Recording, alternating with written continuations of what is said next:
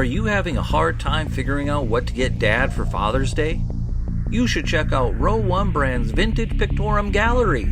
They have America's best sports art. With over 7,200 historic sports prints, you're assured to find something unique for Dad this Father's Day. Instead of a boring old tie, get him a historic baseball photo taken by Henry High Sandom at the historic Polo Grounds Stadium in New York City during the 1894 Temple Cup. Or, if he's an NFL buff, check out the 1963 vintage NFL poster. These are so good looking that you'll be amazed how they turn out. Shop now at sportshistorynetwork.com/row1 and save 15% off your order. This podcast is part of the Sports History Network, your headquarters for the yesteryear of your favorite sport. You can learn more at sportshistorynetwork.com. Now, live and direct from the press box at Old Comiskey Park, it's time for When Football Was Football. Let's join your host, Joe Ziemba, with another forgotten tale from Chicago's pro football history. Let's go! I believe When Football Was Football emerged nearly 2 years ago here on the Sports History Network. As such, the program that you are about to hear is the 50th edition in our efforts to share some unusual stories about the early days of pro football in Chicago. Twice each month, we enter the dusty football archives in search of a forgotten hero or simply to present another side of a familiar historical person or event.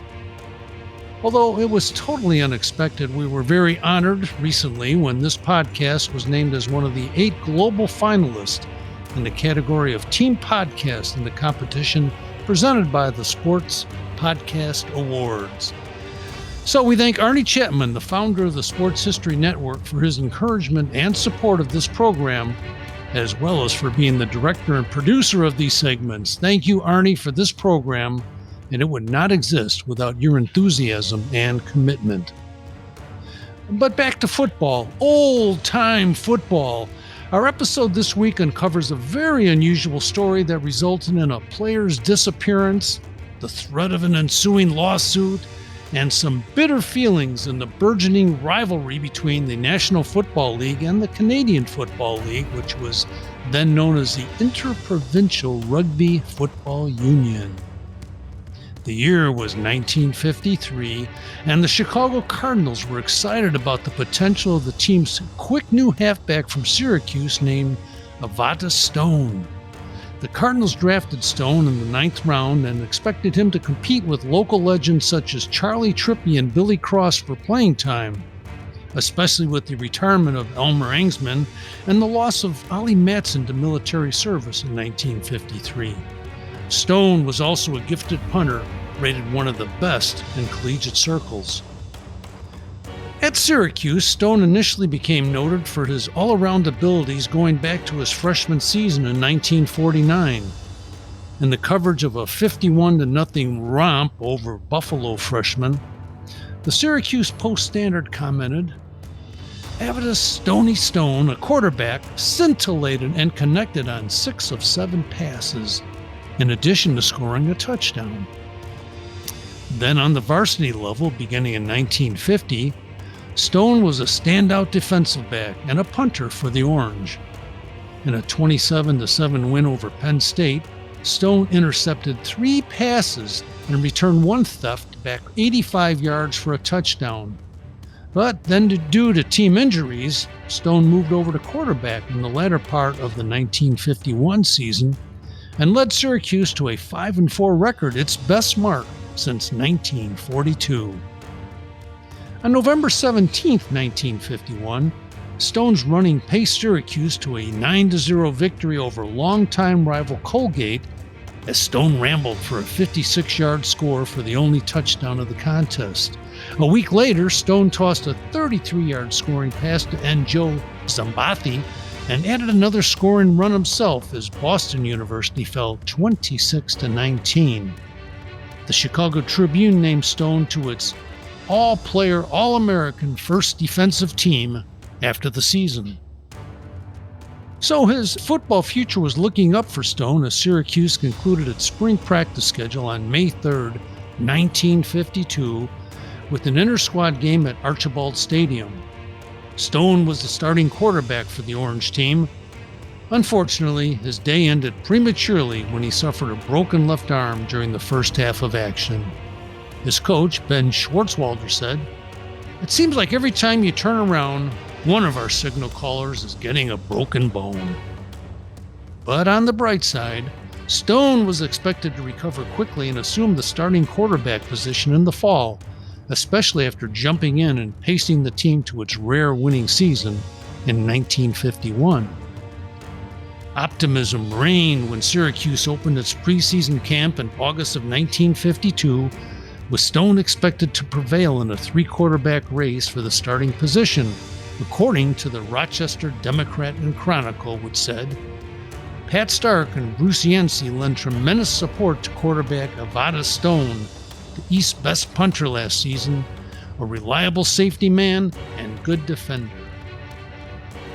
Well, Stone could do it all, but Coach Schwartzwalder decided to utilize the impressive speed of Stone and moved him back to halfback prior to the start of the season. Then Avatus Stone endured another devastating injury in one of the last preseason practices when he suffered torn ligaments to his left knee and immediately underwent surgery. The prognosis was not good. Stone would be lost to Syracuse for the entire 1952 season. Nonetheless, Syracuse enjoyed a fine year, finishing 7-2 during the regular season and being ranked 14th in the country. When Navy turned down an offer to play Alabama in the Orange Bowl, Syracuse accepted the invitation to replace Navy. But there was a bit of shameful controversy involved in this scenario. Although Stone had recovered sufficiently from his knee injury to play in the Orange Bowl, the Rochester Democrat and Chronicle reported that he would not play in the order to ensure that he retained a full year of eligibility. Sadly and unfortunately, Stone's injury may have paved the way for Syracuse to accept the Orange Bowl bid due to a horrible mandate required by the opposing University of Alabama. The Press and Sun Bulletin clearly explained the ugly situation. It said, Syracuse apparently would not be playing in the Orange Bowl had not its brilliant safety man, Avatus Stone, suffered preseason injuries that shelved him for the year. According to Dan Parker's column in the New York Mirror, Alabama accepted a Miami bid with the stipulation that its opponent have no Negroes on the roster. We're surprised that the Orange Bowl officials would be part of such discrimination. Now that Miami has given Alabama a foe with the type of pedigree the Crimson Clan demands, all Dade County in Florida is afraid it'll be murder, that Syracuse won't belong on the same field with Bama. Well, with its only black player in the sidelines, Syracuse gleefully accepted the Orange Bowl bid and then promptly was slaughtered 61-6 by Alabama. Just 3 weeks after the murder of Syracuse in the Orange Bowl, the Chicago Cardinals selected Avatus Stone in the 9th round of the 1953 NFL Draft. Stone still retained one more year of collegiate eligibility due to the year lost with his knee surgery, and he reported for spring practice at Syracuse with high hopes. Coach Schwartzwalder said that Stone would be, quote, the most sensational player in the East next fall, unquote. The coach planned to now use Stone as a receiver along with utilizing his defensive and punting responsibilities. It should be noted that in addition to his being drafted by the Chicago Cardinals, Stone was also a superb baseball player, being courted by both the Pittsburgh Pirates and the St. Louis Browns as a catcher. There was also some interest from football teams in the Canadian pro ranks. And this is where things became complicated for both the Cardinals and Avatus Stone. On July 7, 1953, Stone decided to give up his final year of collegiate eligibility and signed a contract with the Cardinals. Walter Wolfner, managing director of the Cardinals, later recalled how this process evolved by stating that Stone had called him to ask about his status with the Cardinals, and he was told that he could not be signed until Stone's senior class at Syracuse graduated. At this point, Stone confirmed that he would not return to Syracuse for his final year of competition. Negotiations began. Wolfner sent Stone a plane ticket to the Windy City, and Stone eventually signed a contract with the Cardinals, which included a $200 bonus.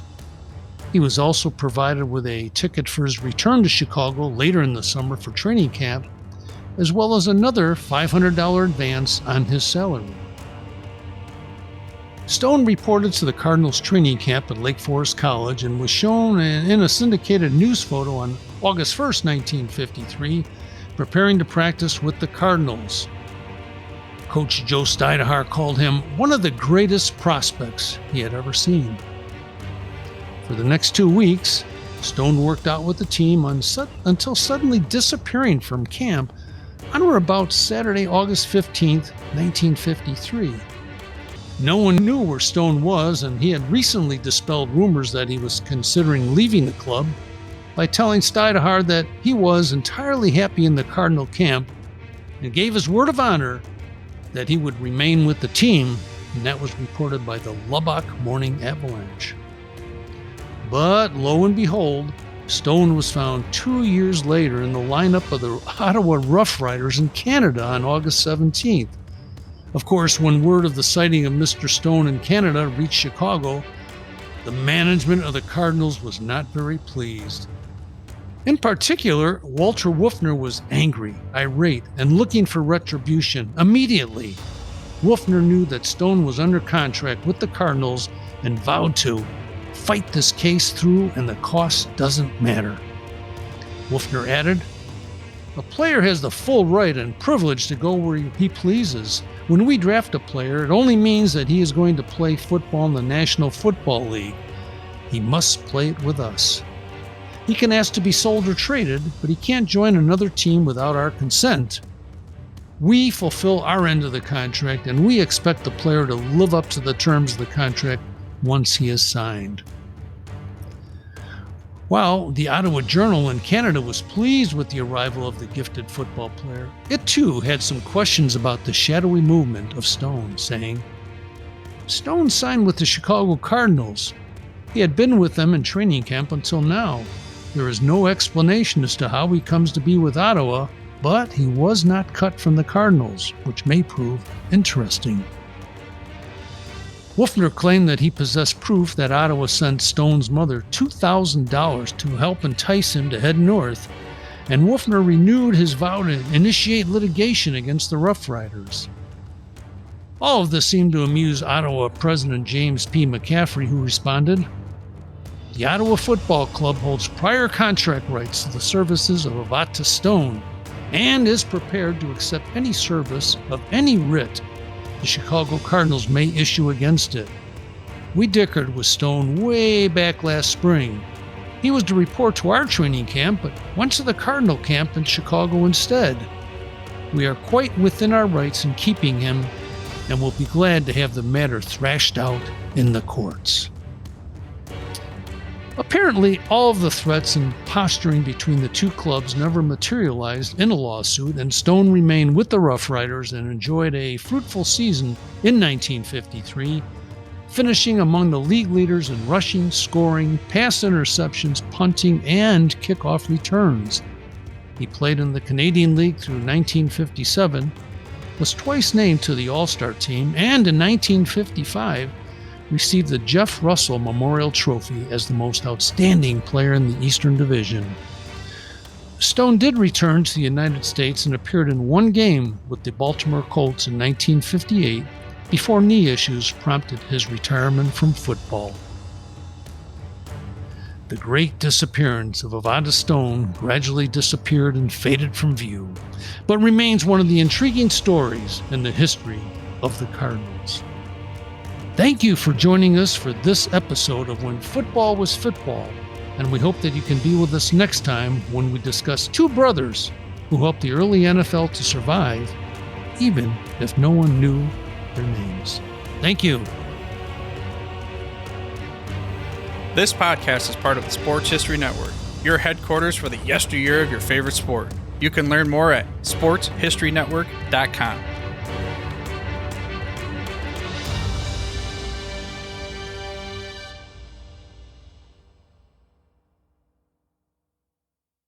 We here at the Sports History Network proudly partner with 26 podcasts, all revolving around the history of sports. But did you know that many of our hosts were sports history authors way before they started their shows? It's true. We've got Joe Ziemba, host of When Football Was Football, Joe Zagurski, host of Pro Football in the 1970s, Mark Morthier, host of Yesterday's Sports, Tommy Phillips, host of Lombardi Memories, and Scott Adamson, co-host of From the 55-Yard Line. All these authors have many books for you to choose from. To check them out, go to our website at sportshistorynetwork.com/sportshistorybooks. Pick up your copy today. Soundtrack provided by Kevin MacLeod of filmmusic.io.